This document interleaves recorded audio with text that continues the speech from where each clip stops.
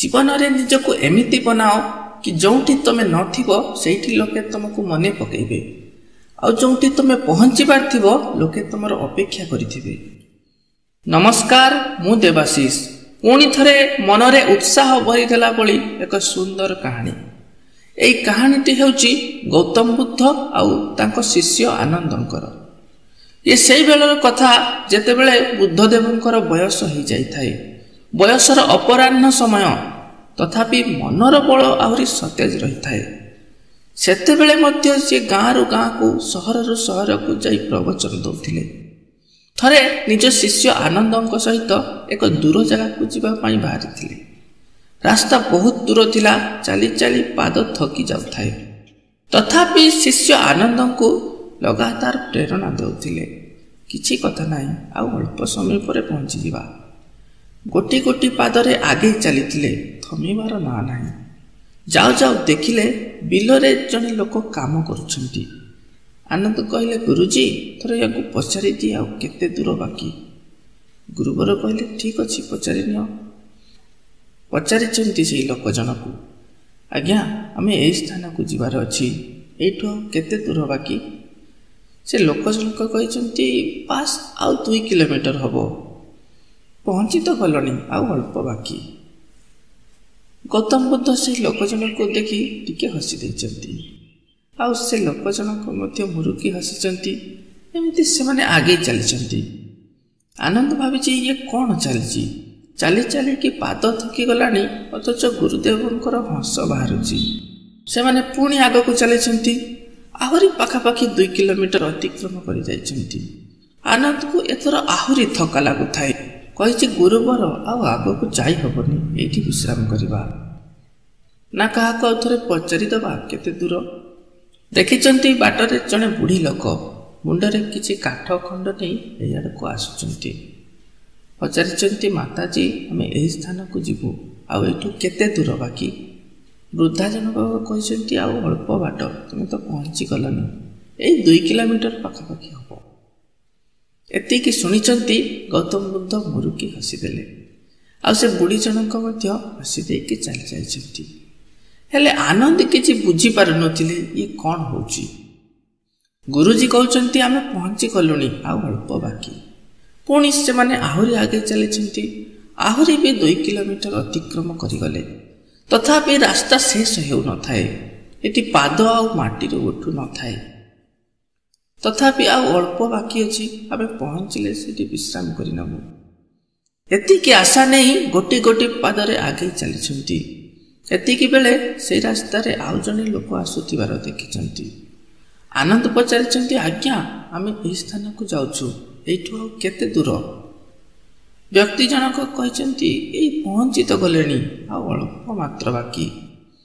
ଏତିକିରେ ଗୌତମ ବୁଦ୍ଧ ମଧ୍ୟ ହସି ଦେଇଛନ୍ତି, ଆଉ ସେ ଲୋକ ଜଣକ ମଧ୍ୟ ମୁରୁକି ଟିକେ ହସିକି ଆଗେଇ ଯାଇଛନ୍ତି।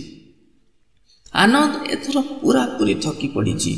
ପାଖରେ ଥିବା ଗଣ୍ଠିଲିଟିକୁ ସେଇଠି ଥୋଇ ଦେଇଛି। ଗୁରୁଦେବ, କ୍ଷମା କରିବେ। ମୁଁ ଜାଣିଛି ଯେ ଆପଣ କୁହନ୍ତି କି ଇଆଡ଼ୁ ସିଆଡ଼ୁ କଥା କହିବା କଥା ନୁହଁ, ଏଥିରେ ନିଜର ଶକ୍ତି ଅପଚୟ ହୁଏ। ହେଲେ ଆପଣ ଇଏ କ'ଣ କରୁଛନ୍ତି? ପ୍ରଥମେ ସେ ଲୋକ ଜଣକୁ ପଚାରିଲି, ଯେ ଆପଣଙ୍କୁ ଦେଖି ହସିଥିଲେ, ଆଉ ସିଏ ବି କହିଲେ କି 2 କିଲୋମିଟର ବାକି। ପୁଣି ଦ୍ୱିତୀୟ ଥର ବି ସେ ବୃଦ୍ଧା ଜଣକୁ ପଚାରିଲି, ଆପଣ ତାକୁ ଦେଖି ହସିଥିଲେ, ଆଉ ସିଏ ବି କହିଲେ 2 କିଲୋମିଟର ବାକି।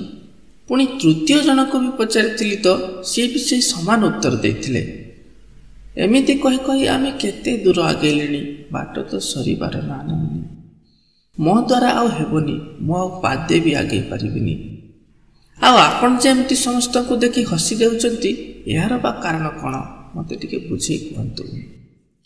ବୁଦ୍ଧଦେବ କହିଛନ୍ତି, ଟିକେ ଶାନ୍ତ ରୁହ ଆନନ୍ଦ। ମୋତେ ଜଣାଅଛି ଯେ ଆହୁରି ଅନେକ ବାଟ ବାକି ଅଛି, କାହିଁକି ନା ମୁଁ ଆଗରୁ ମଧ୍ୟ ସେଇ ଜାଗାକୁ ଆସିଛି। ବାଟ ଏଇଠୁ ଆହୁରି 20 କିଲୋମିଟର ହବ। ଯେତେବେଳେ ସେ କ୍ଷେତରେ କାମ କରୁଥିବା ଲୋକଙ୍କୁ ପଚାରିଥିଲେ, ସେ କହିଥିଲା ଯେ ଆଉ 2 କିଲୋମିଟର ବାକି।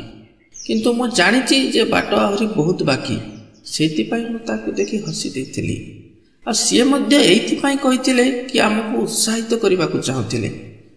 ପୁଣି ଦ୍ୱିତୀୟ ଥର ସେ ବୃଦ୍ଧା ଜଣକ ଯେଉଁ ଦେଖା ହେଇଥିଲେ, ସିଏ ମଧ୍ୟ ମୋତେ ଦେଖି ହସି ଦେଇଥିଲେ, ଆଉ ମୁଁ ବି ହସି ଦେଇଥିଲି।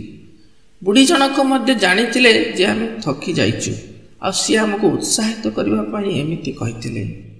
ପୁଣି ତୃତୀୟ ବ୍ୟକ୍ତି ଜଣକ ଯେତେବେଳେ ଦେଖା ହେଇଥିଲେ ସେ ମଧ୍ୟ ସେଇ ସମାନ ବାକ୍ୟ କହିଥିଲେ, କାହିଁକି ନା ତାଙ୍କୁ ମଧ୍ୟ ଜଣାଥିଲା ଯେ ଆମେ ଥକି ଯାଇଛୁ, ଆମକୁ ଟିକେ ପ୍ରେରଣା ଦରକାର ଆଉ ଟିକେ ଆଗକୁ ବଢ଼ିବା ପାଇଁ। ଆଚ୍ଛା, ତୁମକୁ ଯଦି ଜଣାଥାନ୍ତା ଯେ ଆହୁରି 20 କିଲୋମିଟର ବାକି ଅଛି, ତେବେ କ'ଣ ଏତେ ବାଟ ଆସିପାରିଥାନ୍ତ? ଆଉ ସେମାନଙ୍କର ଏହି ପ୍ରେରଣା ପାଇଁ ତ ଆମେ ଏତେ ବାଟ ଆଗେଇ ପାରିଲୁ। ଏବେ ତୁମେ ବହୁତ ଥକି ଯାଇଛ, ଏଇଠି ଏଇ ଗଛ ମୂଳରେ ଆଜି ବିଶ୍ରାମ କରିବା, ପୁଣି କାଲି ସକାଳକୁ ଏଠାରୁ ବାହାରିବା।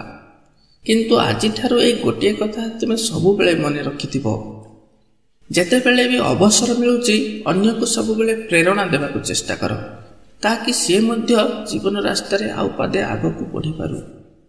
ଥରେ ଜଣେ ରାଜାଙ୍କର ଗୋଟିଏ ହାତୀ ଥିଲା, ସବୁଠାରୁ ଅଧିକ ଯୁଦ୍ଧ ଜିତିଥିବା ହାତୀ। ସିଏ ଏବେ ବୁଢ଼ା ହେଇଯାଇଥାଏ। ରାଜା ତାକୁ ସମ୍ମାନର ସହିତ ଗୋଟିଏ ଜାଗାରେ ବିଶ୍ରାମ କରିବାକୁ ଛାଡ଼ିଦେଲେ। ଦିନେ ସେ ହାତୀଟି ପାଣି ପିଇବାକୁ ଯାଇ କାଦୁଅରେ ଫସିଗଲା। ସେ ଆଉ ଯେତେ ଚେଷ୍ଟା କଲେ ବି ଉପରକୁ ଉଠି ପାରୁନଥାଏ। ଏମିତି ଏକ ଦଲଦଲ ଜାଗାରେ ସେ ଫସି ଯାଇଥିଲା ଯେ ବାହାରକୁ ଆସିବା ତା ପାଇଁ ଅସମ୍ଭବ ଥିଲା। ରାଜାଙ୍କ ପାଖରେ ଯାଇ ଖବର ପହଞ୍ଚିଲା। ରାଜାଙ୍କର ତ କଲିଜା ହଲିଗଲା। ଆରେ ରେ, ଇଏ କ'ଣ ହେଇଗଲା? ସବୁ ପ୍ରକାରର ଚେଷ୍ଟା ଆରମ୍ଭ ହେଇଗଲା। ମନ୍ତ୍ରୀମାନେ କହିଲେ ଦୌଡ଼ି ଆଣ, ଟାଣ, ହାତୀ ଲଗେଇ ଟାଣ, ଏମିତି ଟାଣ, ସେମିତି ଟାଣ। କିନ୍ତୁ ଏମାନେ ଯେତେ ଚେଷ୍ଟା କରୁଥିଲେ ହାତୀ ଆହୁରି ତଳକୁ ତଳକୁ ଯାଉଥାଏ। ତା ଭିତରୁ ଜଣେ ସବୁଠାରୁ ବୁଢ଼ା ମନ୍ତ୍ରୀ ଥିଲେ। ମହାରାଜ, ଏଠି କୌଣସି ଶକ୍ତି କାମ ଦେବନି। ଏ ହାତୀକୁ ବାହାର କରିବାକୁ ହେବ ତ ଗୋଟିଏ ଉପାୟ ଅଛି, ଯାହା ତୁମେ 20 ବର୍ଷ ଆଗରୁ କରୁଥିଲ। ଯୁଦ୍ଧର ପରିସ୍ଥିତି ତିଆରି କର, ନାଗରା ବଜେଇ ଦିଅ, ପୁରା ବିଗୁଲ ବଜେଇ ଦିଅ। ଏଥର ବିଗୁଲ ବଜେଇବା ପାଇଁ ରାଜା ପ୍ରସ୍ତୁତି ଆରମ୍ଭ କଲେ। ଯେମିତି ଢୋଲ, ନାଗରା, ବିଗୁଲ ଏସବୁ ବାଜିବାକୁ ଲାଗିଛି, ହାତୀ ଏଥର ଭାବିବାକୁ ଲାଗିଲା, ମୁଁ ସେଇ ହାତୀ ଯିଏ ଏମିତି କେତେ ଯୁଦ୍ଧ ଜୟ କରିଛି। ନିଜକୁ ନିଜେ ଗର୍ଜି ଉଠିଲା ଆଉ ବିନା ଦୌଡ଼ିରେ ହାତୀ ଆପେ ଆପେ ବାହାରି ଆସିଲା। କ୍ଷମତା ଆମ ନିଜ ଭିତରେ ଅଛି, ତାକୁ ଜଗେଇଲା ବାଲା ଦରକାର।